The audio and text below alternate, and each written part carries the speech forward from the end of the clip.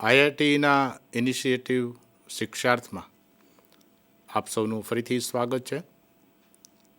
હું છું doctor Kalpesh Nakrani, assistant professor Shrimati જે કુંડલિયા, ગ્રેજ્યુએટ ટીચર્સ કોલેજ. આજે આપણે ચર્ચા કરવાના છીએ દ્રશ્ય, અદૃશ્ય અને શૂન્ય અભ્યાસક્રમની.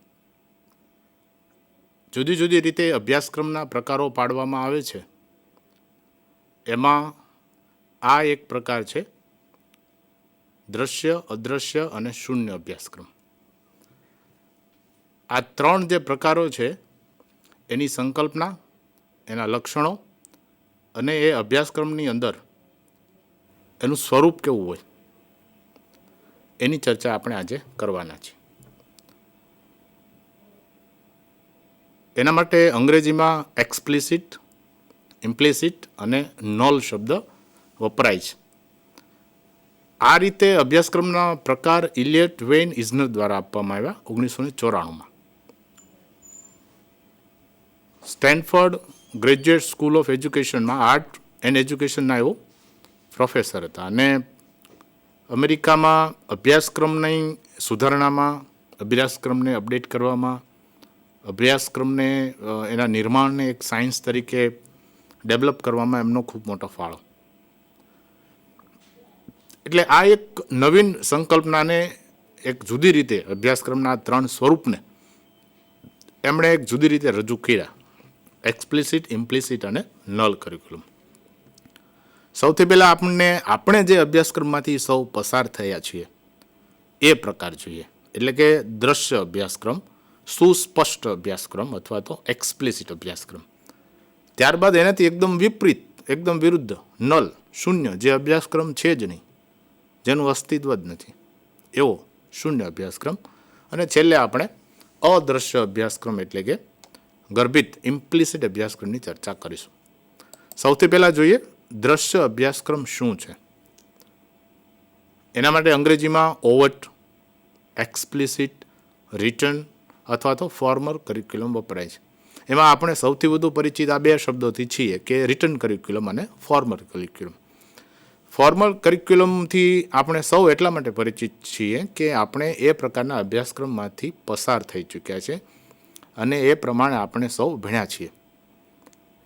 ગુજરાતી કરીએ તો દ્રશ્ય અભ્યાસક્રમ એને કહી શકાય, ખુલ્લો અભ્યાસક્રમ, ઓપન, સુસ્પષ્ટ, એકદમ ક્લિયર. રિટન, જે લેખિતમાં તમારી સામે છે કે આ વસ્તુ તમારે ભણાવવાની છે. અને ઔપચારિક અભ્યાસક્રમ અથવા તો ફોર્મલ કરિક્યુલમ.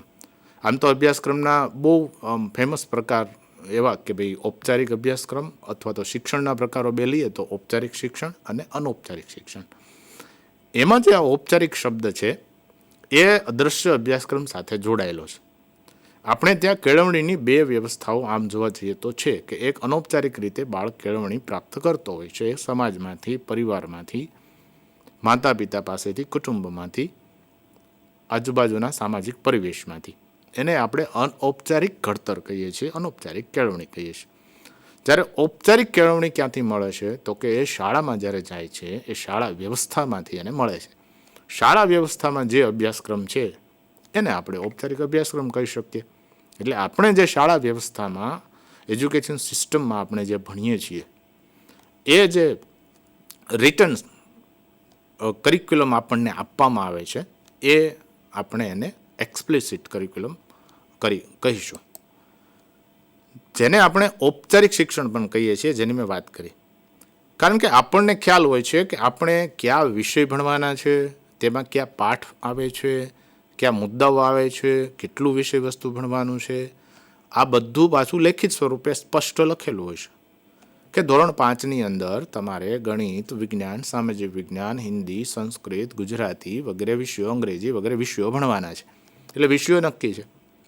એ વિષયોની અંદર કેટલા પાઠ આવે છે, કેટલા ગદ્ય આવે છે, કેટલા પદ્ય આવે છે, કયા મુદ્દાને લઈને એકમો બનાવવામાં આવ્યા છે, તો એ સ્પષ્ટ છે. તો જે વિષય વસ્તુ છે એ કેટલું વિષય વસ્તુ છે એ પણ સ્પષ્ટ છે.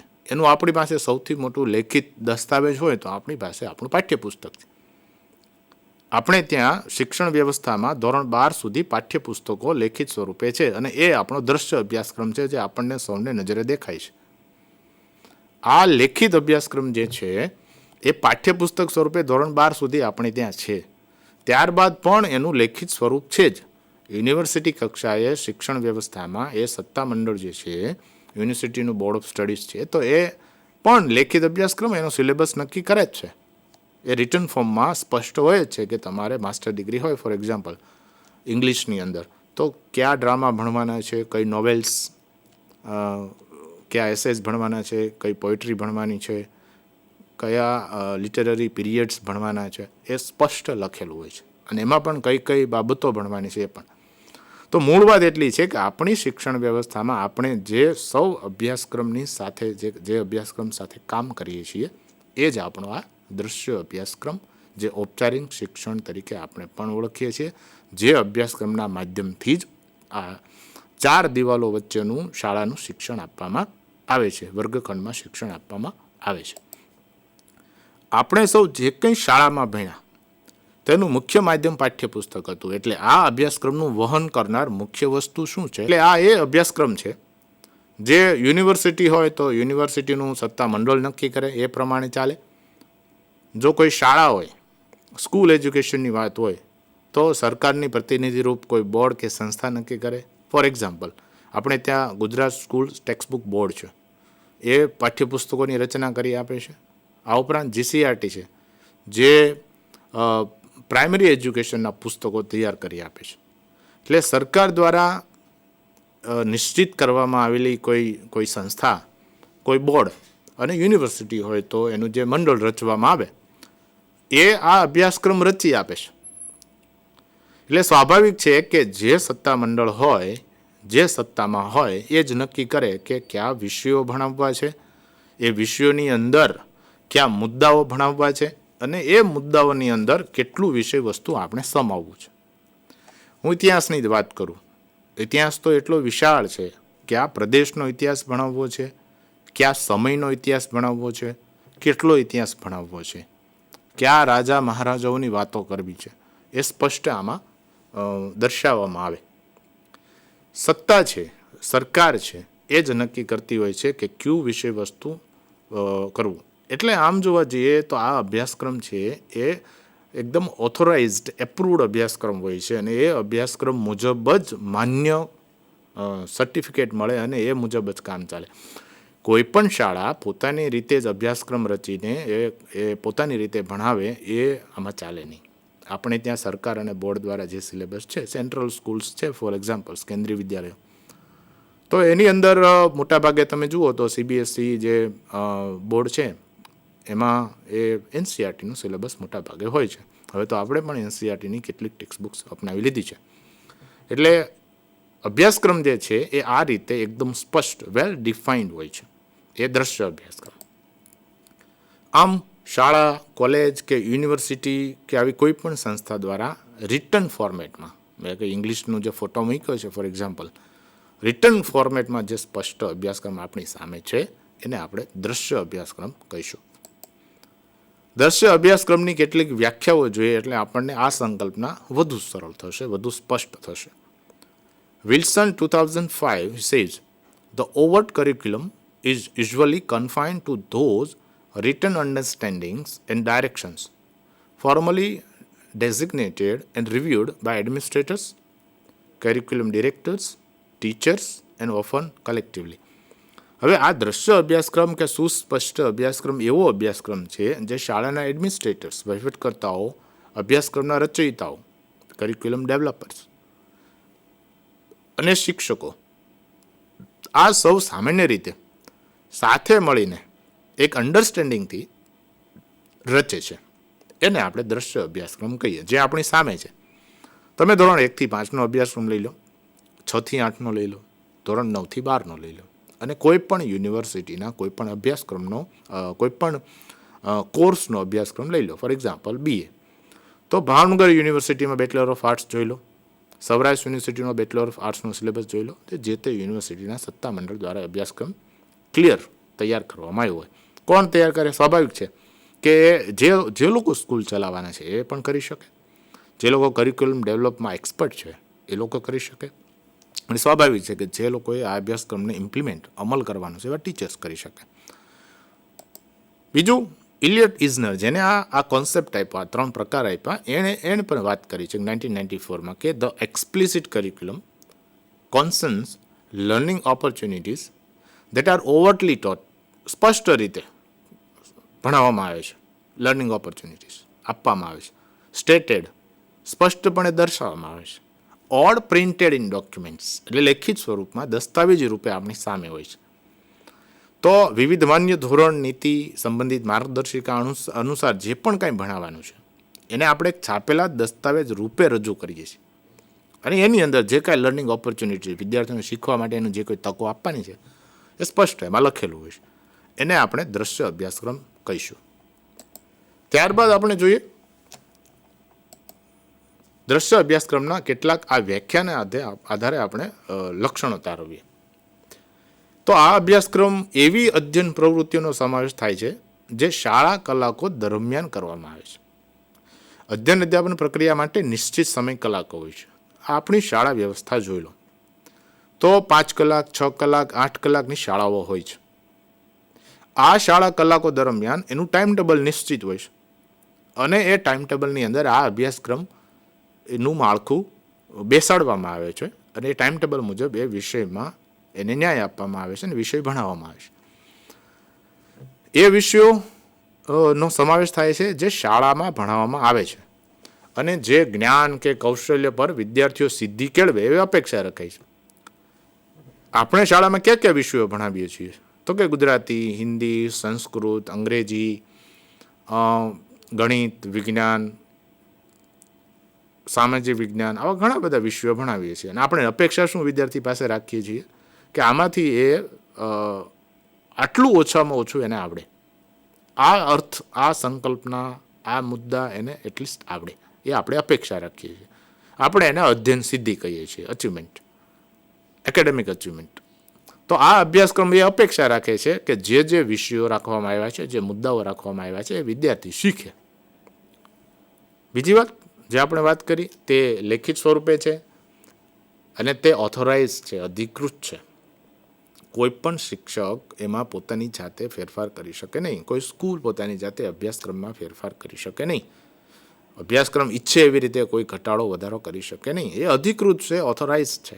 જે પણ સંસ્થા, જે પણ એફિલિએશન જેની સાથે હોય, એ યુનિવર્સિટી સાથે હોય કે કોઈ બોર્ડ સાથે હોય, આ અભ્યાસક્રમમાં કોઈ ફેરફાર કરી શકે નહીં. માત્ર જે સત્તામંડળ છે, જે બોર્ડ છે, જે ઓથોરિટી છે, જે કરિક્યુલમ માટેની કમિટી છે, અભ્યાસક્રમ સમિતિ, એ આમાં સુધારો કરી શકે.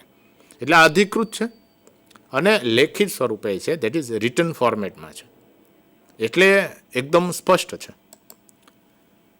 આ અભ્યાસક્રમની રચના કોઈ પણ વ્યક્તિ કરી શકે એવું નથી. એના માટેના એક્સપર્ટ્સ હોય છે. દરેક વિષયના સ્વાભાવિક છે સબ્જેક્ટ એક્સપર્ટ હોય છે, અને એની કમિટી હોય છે, શ્રેષ્ઠ શિક્ષકો દ્વારા, અનુભવી તજજ્ઞો દ્વારા, શિક્ષણવિદો દ્વારા આ ચર્ચાના અંતે વ્યવસ્થિત અભ્યાસક્રમ રચવામાં આવ્યો હોય છે.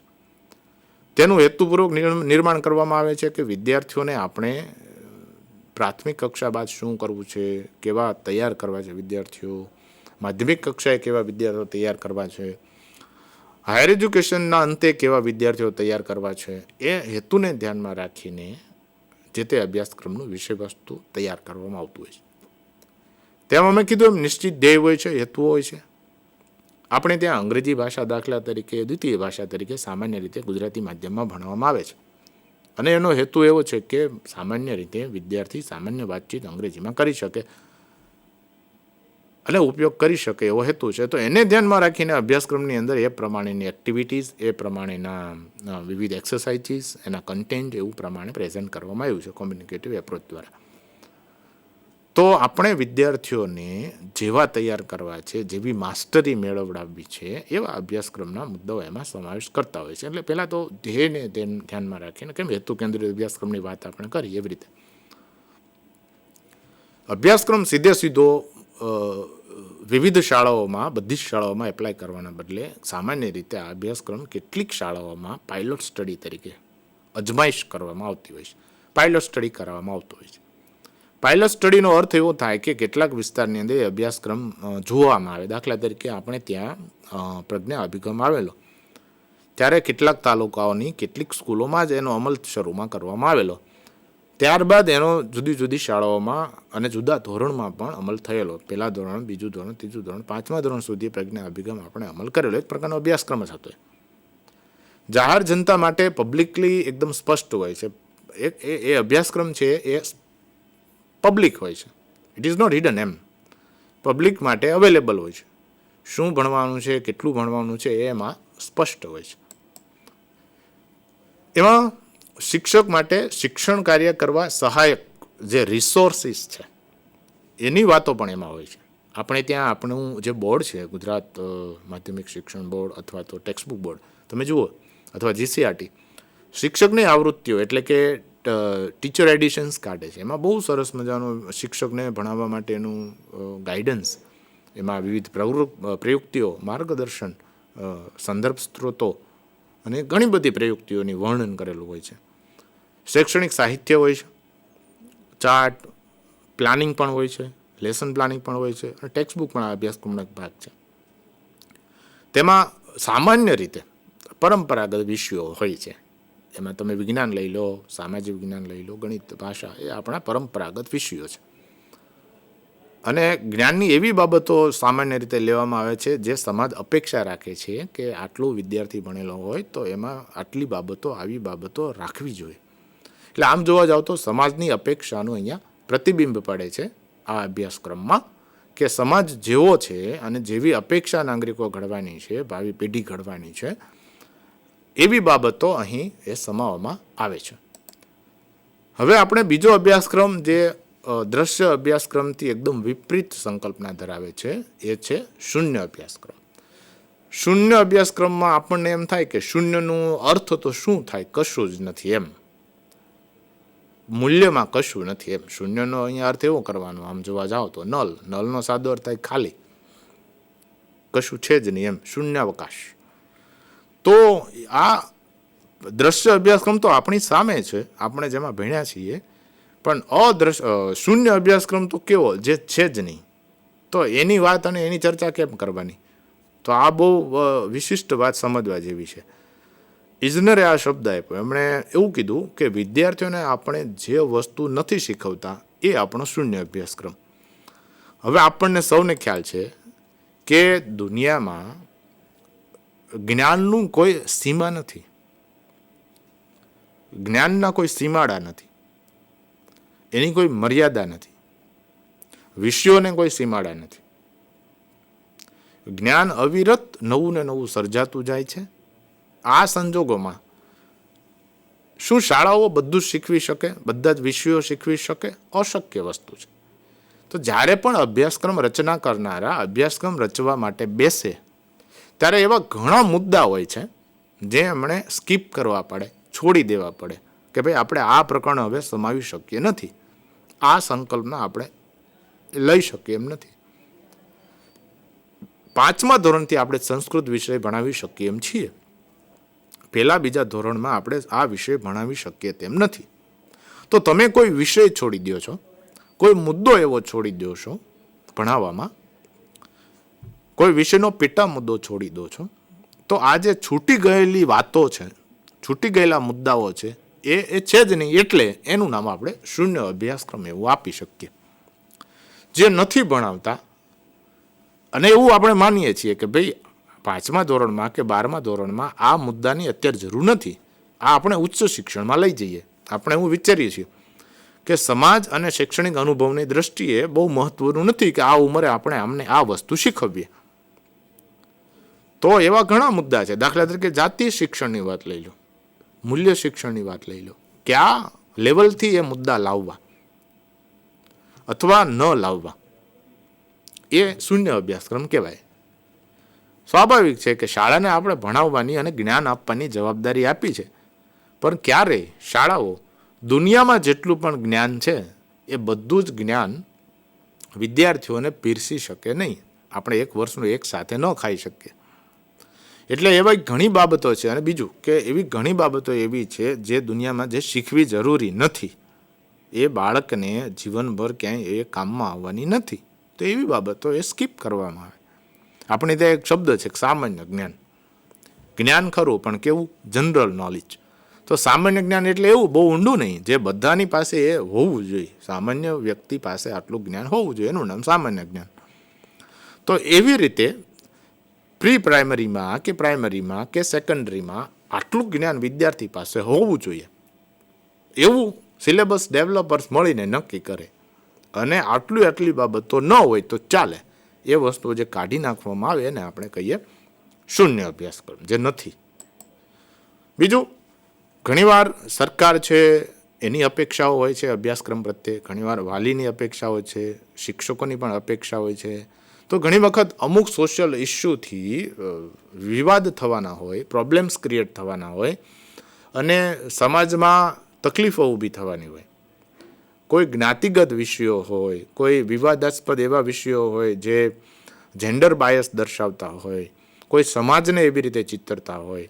તમે વિચાર કરો કે જ્યારે વિજ્ઞાનનો ખૂબ બાલ્યાવસ્થામાં જ્યારે વિજ્ઞાન હતું, ત્યારે આપણને સૌને ખ્યાલ છે કે ભૂતકાળમાં સૌ એવું માનતા હતા કે સૂર્ય છે એ પૃથ્વીની આજુબાજુ ફરે છે. પછી વિજ્ઞાનની જે શોધો થઈ કે બે પૃથ્વી એકચ્યુઅલી સૂર્યની આજુબાજુ ફરે છે.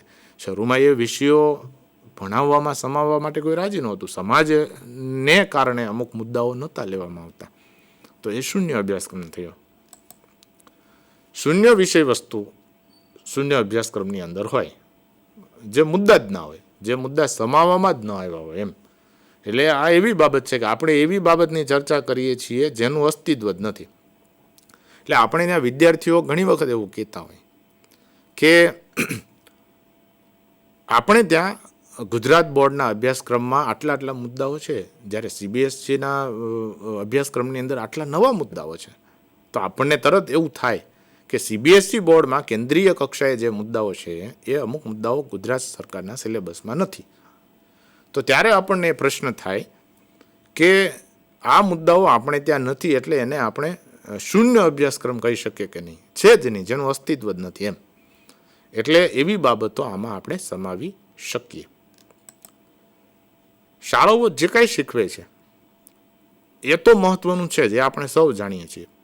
પણ આપણે એ પણ વિચારવું પડે કે શાળાઓ જે નથી શીખવતી, જે અજ્ઞાન રહી જાય છે વિદ્યાર્થી પાસે, એટલે જ્ઞાનનું જેટલું મહત્વ છે જીવનમાં, એટલું જ અજ્ઞાનનું પણ મહત્વ છે.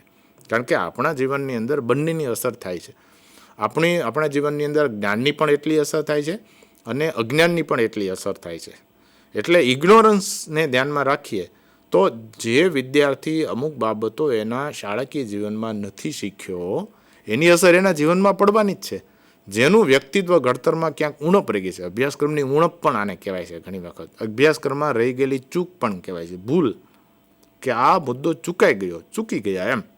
તો અભ્યાસક્રમમાં રહી ગયેલી ચૂક પણ શૂન્ય અભ્યાસક્રમને કહેવાય છે. કે આવી સરસ બાબત આપણે ત્યાં જુઓ કે અંગ્રેજીની સમસ્યા કેવી છે, તો કે વિદ્યાર્થીઓ 12 ધોરણ પાસ થઈ જાય તો પણ એકદમ વ્યવસ્થિત કોમન કોમ્યુનિકેશન જે છે, ડે ટુ ડે લાઈફમાં કોમ્યુનિકેશન છે, એ પણ નથી કરી શકતા. તો આપણે વિચારવું છે કે આપણે એવા કયા મુદ્દાઓ નથી સમાવી શક્યા કે જેનાથી વિદ્યાર્થી એટલો તો સક્ષમ બને કે એક સામાન્ય કોમન કોમ્યુનિકેશન જે છે એ પણ ઇંગ્લિશમાં કરી શકે એમ. એટલે એ શૂન્ય અભ્યાસક્રમ છે જે આપણે નથી સમાવી શક્યા, જે વિદ્યાર્થીના જ્ઞાનમાં ન આવ્યું. વ્યાખ્યાઓ કેટલીક જોઈએ. The null curriculum refers to what students do not have the opportunity to learn. In this case, students are learning something based on the absence of certain experiences, interactions and discourses in the classroom.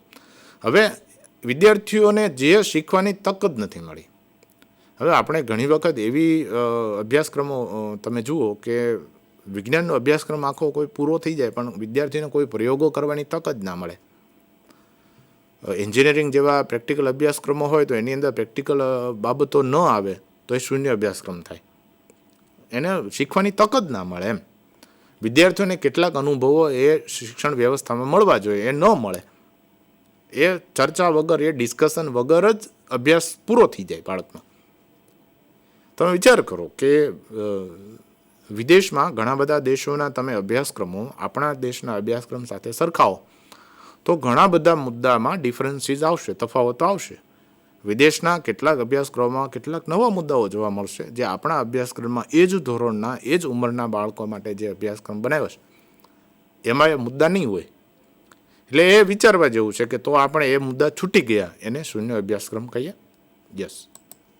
બીજું, Eisner define null curriculum as information that schools do not teach. જે મેં વાત કરી, the options students are not afforded, the perspectives they may never know about, much less be able to use, the concepts and skills that are not part of their intellectual repertoire. શૂન્ય અભ્યાસક્રમ એટલે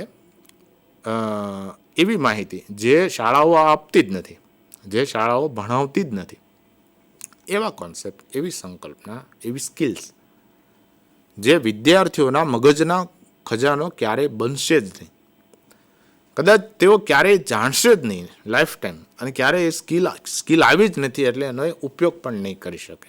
એટલે આ છે null curriculum. એટલે તમે જુઓ કે એન્જિનિયરિંગ જેવો અભ્યાસક્રમ હોય એ પૂર્ણ કરીને આવેલા વિદ્યાર્થીઓ જ્યારે કોઈ ઉદ્યોગ કે ઇન્ડસ્ટ્રીમાં એક સ્કિલ બેઝ વર્કર તરીકે જતા હોય છે, ત્યારે ઉદ્યોગ ઇન્ડસ્ટ્રીયાલિસ્ટ લોકો એવું કહેતા હોય છે કે આ વિદ્યાર્થીમાં આ સ્કિલ નથી, આ સ્કિલ બાકી રહી ગઈ.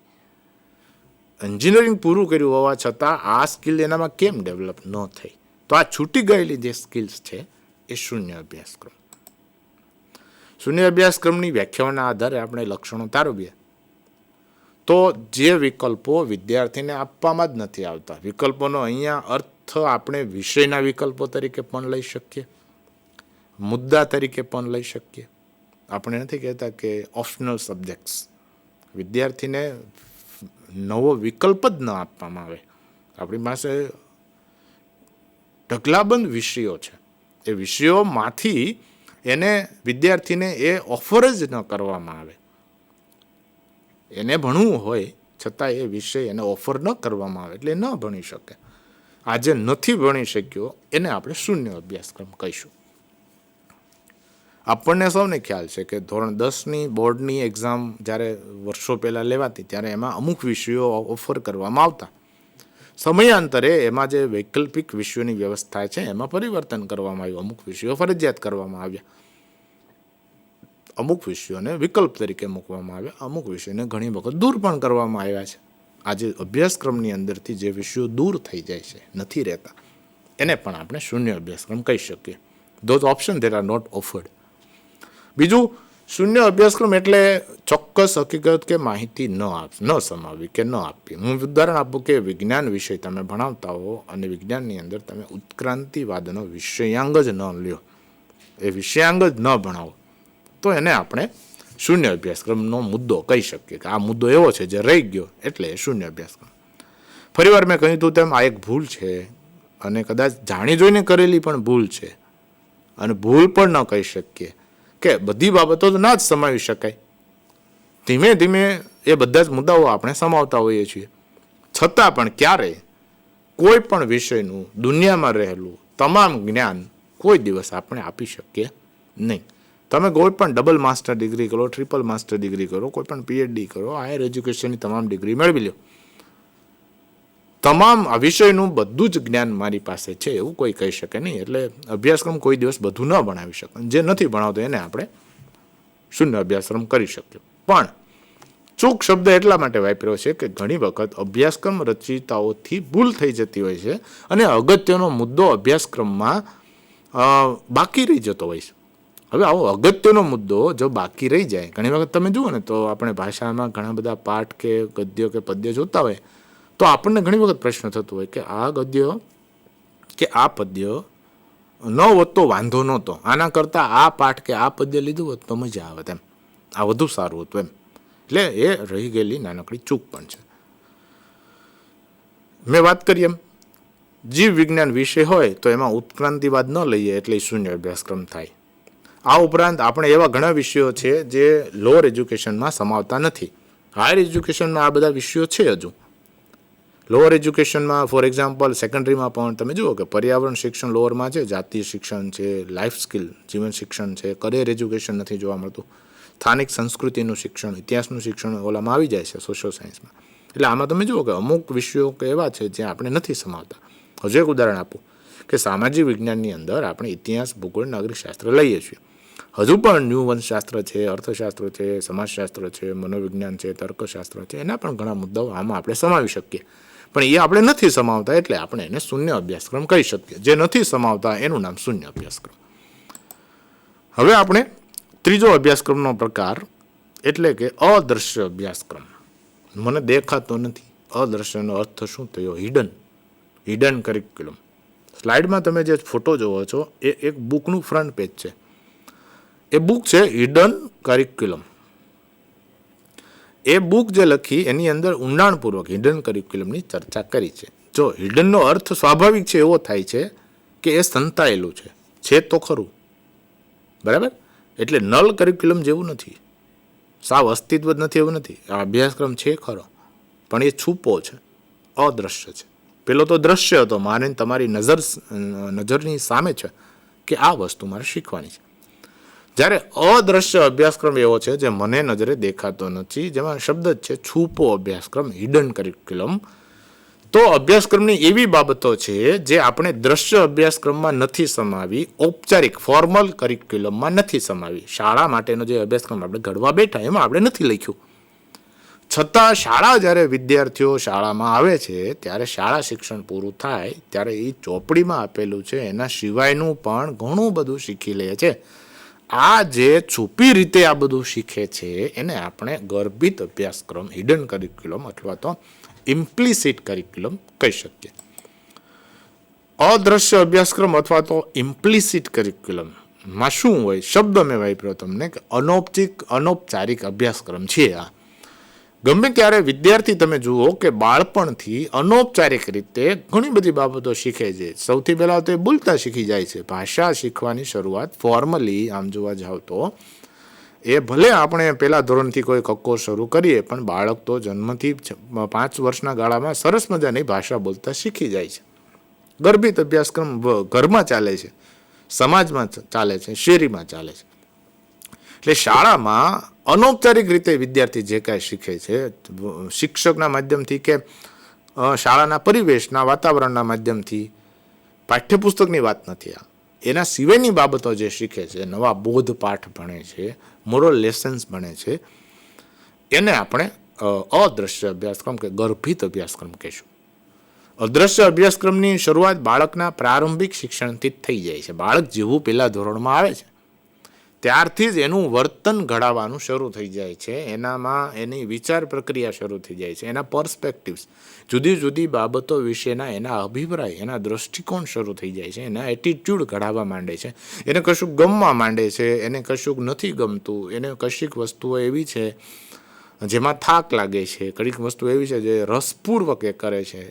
એના વિદ્યાર્થી મિત્રો સાથેનું એનું વર્તન ઘડાય છે.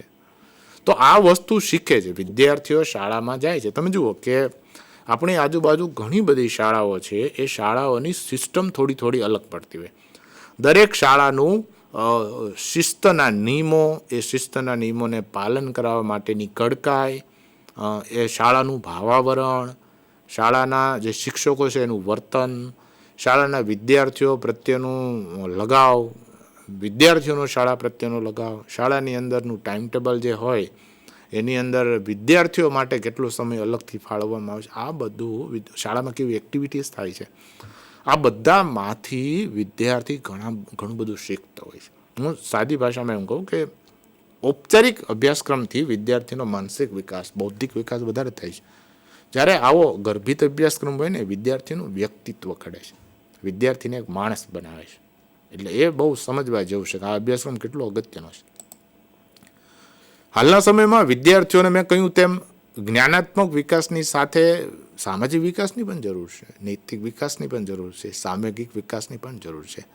આ વસ્તુ આ છુપા અભ્યાસક્રમમાંથી મળે છે. વિદ્યાર્થીઓ આજુબાજુના વાતાવરણમાંથી કેટલું બધું શીખે છે. ઇવન શાળાએ આવે એ પહેલાં પણ ઘણું બધું શીખીને આવે છે. જ્યાંથી શીખવા મળે છે એ ઇનડિરેક્ટલી તો અભ્યાસક્રમ જ થયો. પોતાના મિત્રો વિશેના અભિપ્રાયો ઘડે છે, શિક્ષક વિશેના અભિપ્રાયો ઘડે છે, કોઈ પણ મુદ્દા ઉપરના અભિપ્રાયો ઘડે છે.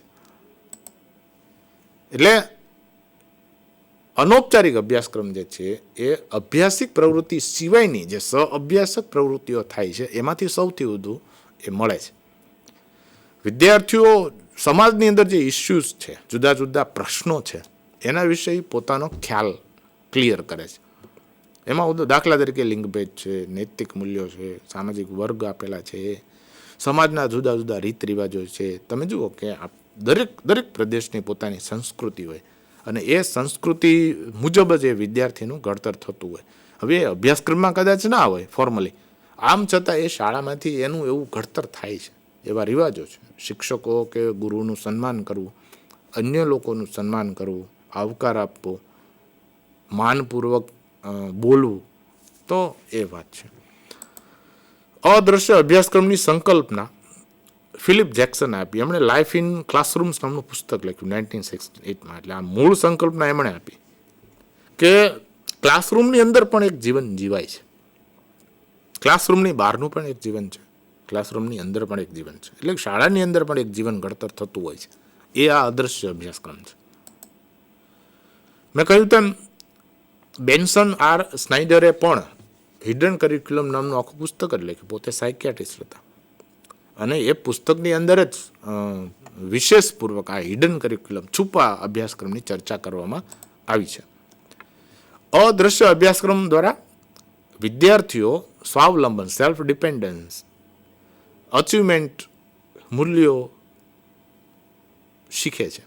બાળપણમાંથી યુવાનીમાં જ્યારે જાય છે ત્યારે તેને જીવનમાં જે કાંઈ કામમાં લાગવાનું છે, માત્ર જ્ઞાન નહીં, એ જ્ઞાન સિવાયનું જે કાંઈ કામમાં લાગવાનું છે, એ બધું જ વ્યક્તિત્વ ઘડતરને લગતી બાબતો એ અદ્રશ્ય અભ્યાસક્રમમાંથી શીખે છે.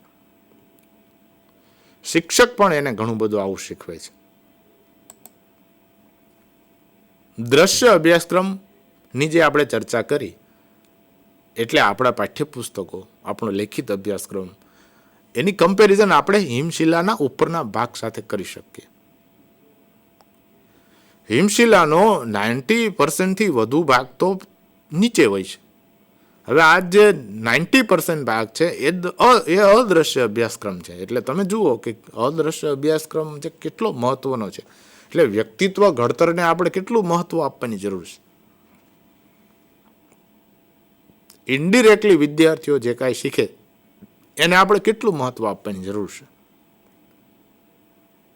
પુસ્તકની અંદર આપેલો અભ્યાસક્રમ તો માત્ર 10% જ છે. પાણીની નીચે જે સાચો અભ્યાસક્રમ તો એ છે જેમાં વિદ્યાર્થીના સર્વાંગી વિકાસની વાતો આવશે. પણ એ લેખિત નથી, બરાબર સમજો. એટલે આ શબ્દ વાપરવામાં આવ્યો, હોલિસ્ટિક ડેવલપમેન્ટ. વિદ્યાર્થીનું માનસિક વિકાસ તો બરાબર છે, બૌદ્ધિક વિકાસ તો કરી દેશે, જ્ઞાનાત્મક વિકાસ કરી દેશે દ્રશ્ય અભ્યાસક્રમ. દ્રશ્ય અભ્યાસક્રમ એનો મનોવૈજ્ઞાનિક, એનો વર્તન સંબંધી, એનો સાંવેગિક, એનો સામાજિક વિકાસ કદાચ ન કરી શકે, નૈતિક વિકાસ કદાચ ન કરી શકે. એ બધું એ વિદ્યાર્થી જોશે, વિદ્યાર્થીનું ઓબ્ઝર્વેશન થશે. વિદ્યાર્થી જે છે એ શિક્ષકોનું વર્તન જોશે, એના સાથી મિત્રોનું વર્તન જોશે, એમના આચાર્યનું વર્તન જોશે, શાળાનું વાતાવરણ જોશે. આ બધામાંથી એ શીખશે, એનું જીવન ઘડતર થશે. આપણે જુઓ કે કેટલીક શાળામાંથી આવતા વિદ્યાર્થીઓ અલગ પડે છે અને કેટલીક શાળામાંથી આવતા વિદ્યાર્થીઓ ખૂબ તોફાની હોય છે. કેટલીક શાળામાંથી આવતા વિદ્યાર્થીઓ ખૂબ શિસ્તમાં હોય છે. તમે ઘણી શાળાઓમાં જાઓ ને તો એ લોકો પ્રાર્થના એટલી સરસ એક સાથે એક સુરમાં ગાતા હોય, ત્યારે કેટલીક શાળામાં આપણે જઈએ તો વિદ્યાર્થીઓ આગળ પાછળ પોતાની રીતે પ્રાર્થના ગાતા હોય, કેટલાક વિદ્યાર્થીઓ પોતાની મસ્તીમાં હોય. કોઈ વખત તમે કોઈ શાળામાં જાઓ તો એ વર્ગખંડમાં રાડી થતી હોય, ખૂબ ઘોંઘાટ થતો હોય. જ્યારે કોઈ શાળામાં તમે જાઓ તો એટલું શિસ્તબદ્ધ વાતાવરણ હોય. હવે તમે કલ્પના કરો કે અભ્યાસક્રમ તો બંને શાળામાં સરખો છે. દ્રશ્ય અભ્યાસક્રમ જે છે, રિટન સિલેબસ છે, બંને શાળામાં સરખો છે. પણ આ બંને શાળામાંથી અભ્યાસ પૂરો કરીને બહાર આવેલા વિદ્યાર્થીનું વ્યક્તિત્વ અલગ હશે.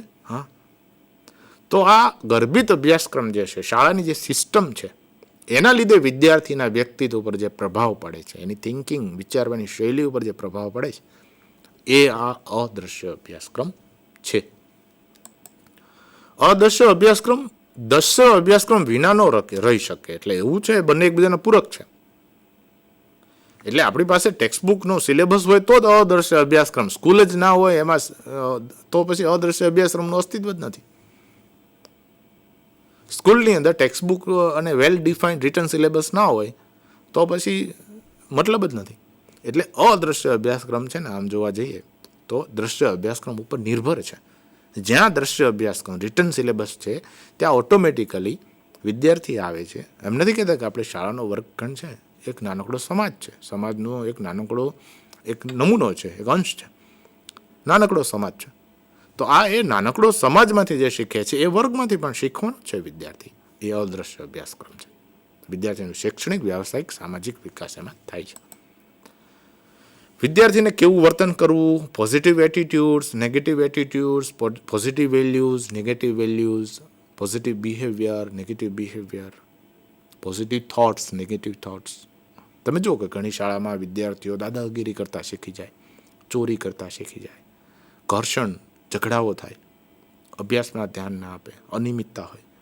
આનાથી વિપરીત ઘણી શાળાઓનો અદ્રશ્ય અભ્યાસક્રમ એટલો સારો હોય, એટલે કે શાળાની સિસ્ટમ એટલી સારી હોય કે વિદ્યાર્થીઓમાં આવા અવગુણો આવે જ નહીં. એ વાતાવરણ એટલું પ્રેરણાદાયી હોય. એ અદ્રશ્ય અભ્યાસક્રમની તાકાત છે. શિક્ષકનું વર્તન, શિક્ષકના બોડી લેંગ્વેજ, એની સાયન્સ એન્ડ સજેશન્સ, એની આંખો વિદ્યાર્થીઓના વર્તન ઉપર અસર કરતી હોય છે. વિદ્યાર્થીઓના વર્તન ઉપર પ્રભાવ પડતો જ હોય છે.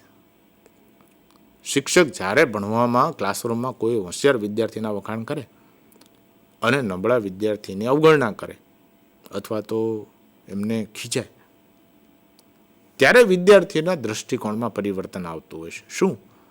તો કે આપણે સારું કામ કરીએ, ભણવામાં ધ્યાન આપીએ તો આપણા વખાણ થાય. જો આપણે અનિયમિત રહીએ, ભણવામાં ધ્યાન ન આપીએ તો આપણને દાટ પણ ખાવી પડે અને આપણી અવગણના પણ વર્ગમાં થાય. આ જે વૈચારિક દૃષ્ટિકોણ જે ખીલો છે વિદ્યાર્થીમાં, એ તમે જુઓ કે નાનપણથી બાળકોને લિંગભેદની ખબર નથી હોતી. પહેલા બીજા ધોરણમાં બાળકો આરામથી બહેનો અને ભાઈઓ, છોકરા છોકરીઓ આજુબાજુમાં બેઠા હોય છે. જેમ આગળના વર્ગમાં જતા જાય છે એમ તેમને લિંગભેદનો ખ્યાલ આવે છે.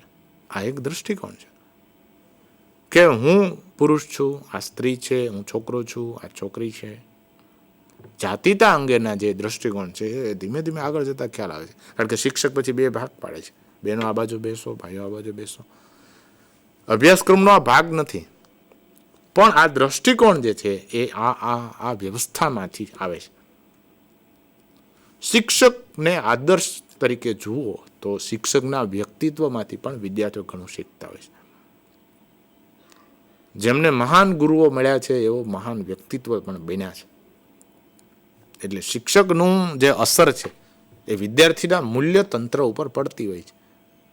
વિદ્યાર્થી કેવો બને છે એ શિક્ષક ઉપર ઘણી વખત આધાર રાખતો હોય છે. અભ્યાસક્રમનો ભાગ નથી, છતાં પણ અદ્રશ્ય રીતે શિક્ષક જે અસર કરે છે વિદ્યાર્થી ઉપર, એને આપણે અદ્રશ્ય અભ્યાસક્રમ કહીશું. એ લેખિત નથી, પણ અસર તો થાય છે અને વિદ્યાર્થીના વર્તનમાં પરિવર્તન પણ આવે છે.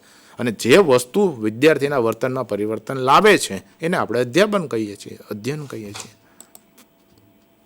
એટલે વર્તનો જે શીખે છે વિદ્યાર્થી, એને આપણે અદ્રશ્ય અભ્યાસક્રમ, એનું વ્યક્તિત્વ ઘડતર જે થાય છે એને આપણે અદ્રશ્ય અભ્યાસક્રમ કહીશું. એટલે વ્યાખ્યા જોઈ લઈએ કે મેકલારેન એવું કહે છે કે અદ્રશ્ય અભ્યાસક્રમમાં જ્ઞાન અને વ્યવહારની સંરચના સામાન્ય અભ્યાસ સામગ્રી અને પાઠથી પર હોય છે. એટલે આપણે જે ક્લાસરૂમમાં જે ભણાવીએ છીએ લર્નિંગ મટીરિયલ, અભ્યાસ સ્ટડી મટીરિયલ, એનાથી અલગ છે, એનાથી દૂર છે, એનાથી પર છે.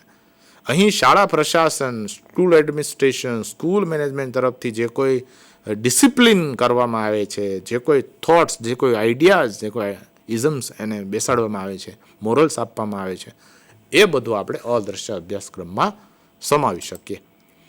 The term is used to describe the unwritten social rules. એટલે કોઈ લેખિતમાં નિયમો નથી, પણ અને એ વર્તનની કોઈ લેખિતમાં દર્શાવેલું નથી કે આવું વર્તન કરવું કે ન કરવું. આમ છતાં શાળામાં જઈને વિદ્યાર્થી આવું શીખે છે કે આ વર્તન કરવું, મારી પાસેથી આવા વર્તનની અપેક્ષાઓ રાખવામાં આવે છે, એવું આ જાણે વિદ્યાર્થી, એવું અવેર થાય, એને આપણે ગર્ભિત અભ્યાસક્રમ કહીએ છીએ. Hidden curriculum is something coming across to the pupils. They are picking up an approach to living. એટલે જીવન પ્રત્યેનો એ દ્રષ્ટિકોણ ખીલે છે, એન એટીટ્યુડ ટુ લર્નિંગ, અને અધ્યયન પ્રત્યેનું પોતાનું વલણ ખીલે છે. કોઈ વિષય એને ગમે છે, કોઈ વિષય એને નથી ગમતો, તો એ કોઈ અભ્યાસક્રમમાં તો લખ્યું નથી, પણ થોડોક સમય એની વિષયની સાથે ગાળે છે, શિક્ષકની અધ્યાપન શૈલી સાથે કામ કરે, ત્યારે એને એ વિષય પ્રત્યેનો એટીટ્યૂડ, અધ્યયન શીખવા પ્રત્યેનો એટીટ્યૂડ ઘડાતો હોય છે.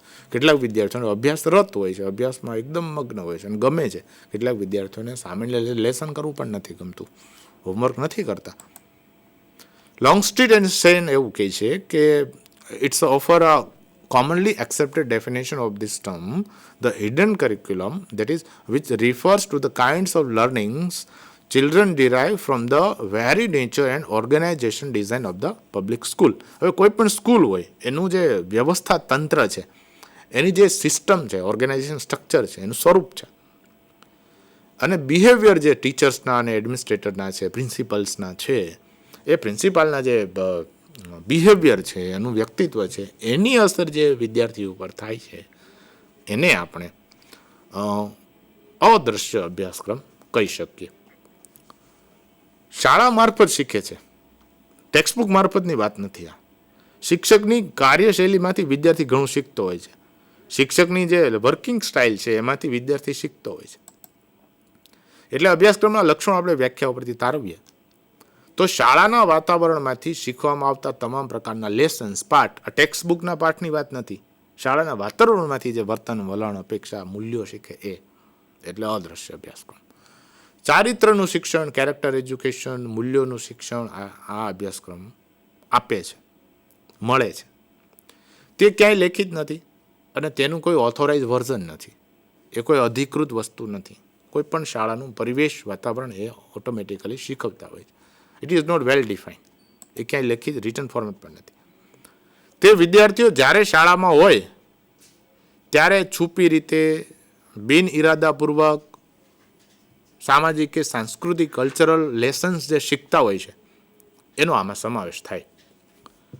અને આવું સાંસ્કૃતિક ઘડતર દરેક શાળામાંથી થતું હોય છે. જેઓ ઓક્સફર્ડ યુનિવર્સિટીમાં શીખીને આવ્યા હોય એનું વ્યક્તિત્વ તમે જોઈ લો, આઈઆઈટી જેવી સંસ્થાઓમાંથી શીખીને આવ્યા હોય એનું વ્યક્તિત્વ તમે જોઈ લો, અને કોઈ સામાન્ય શાળામાંથી શીખીને આવ્યા હોય, એક સ્કૂલ કલ્ચર જે છે એની પણ અસર થતી હોય છે. અદ્રશ્ય અભ્યાસક્રમનું સ્વરૂપ થોડુંક સંદિગ્ધ છે, એમ કોઈ સ્પષ્ટ નથી. એને ઓળખવું, એનું માપન મુશ્કેલ છે, સ્વાભાવિક છે. એનું કોઈ માપન ના હોય. વિદ્યાર્થીમાં એના મૂલ્યો કેવા કેળવાયા, એનું વ્યક્તિત્વ ઘડતર કેવું થયું, એ આમ સીધી નજરે દેખાય નહીં, એટલે જ અદ્રશ્ય. એને માપી પણ ના શકે, એની કોઈ ટેસ્ટ પણ ના હોય. પણ રિટન સિલેબસ જે છે એને વધુ સ્ટ્રોંગ બનાવે છે. ઘણી વખત ખુલ્લો પણ પાડે છે કે આવું કેરેક્ટર એજ્યુકેશન રિટન સિલેબસમાં છે જ નહીં, એટલે ઔપચારિક અભ્યાસક્રમને ઘણીવાર ખુલ્લો પણ પાડે છે. તો વિદ્યાર્થી મિત્રો, આજે આપણે અભ્યાસક્રમના વિશિષ્ટ રીતે આ પ્રકારો, દ્રશ્ય અભ્યાસક્રમ, અદ્રશ્ય અભ્યાસક્રમ અને શૂન્ય અભ્યાસક્રમના આપણે ચર્ચા કરી. એટલે મને આશા છે કે આ ત્રણની સંકલ્પનાઓ હું પૂરતી રીતે સ્પષ્ટ કરી શક્યો હોઈશ. આપ સૌને સમજાઈ ગયું હશે. ફરી મળીશું. Thank you very much.